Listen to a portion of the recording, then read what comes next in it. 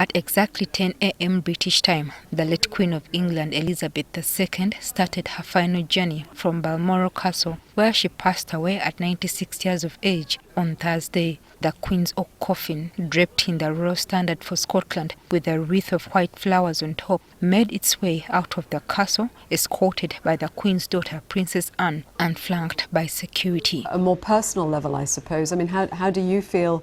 Along the 170-mile route to Edinburgh, crowds turned out in large numbers to silently pay their respects to the fallen monarch.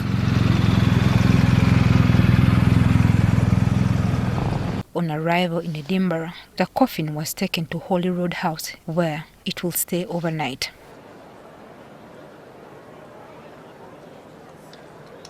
On Monday, the body will be moved to St. Giles Cathedral, with members of the royal family following on foot. It will be placed instead for members of the public to pay their respect. Prince Andrew and Prince Edward.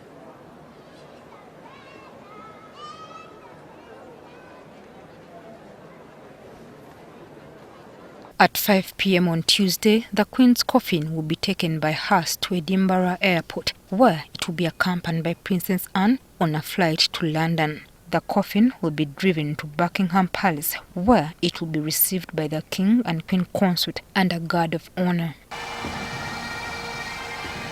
On Wednesday, following royal tradition, the coffin, adorned with the imperial state crown, will be placed on a horse-drawn gun carriage and taken through central London to Westminster Palace in the midst of a gun salute and the tolling of Big Ben.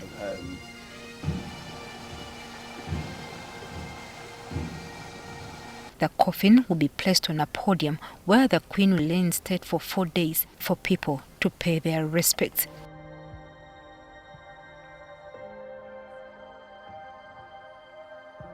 A rehearsal for the state funeral procession will take place in London. Weird mixture. Well, not to say weird, that's... On Monday, 19th September, the Queen's state funeral will take place at Westminster Abbey in central London. That will be attended by 2,000 people.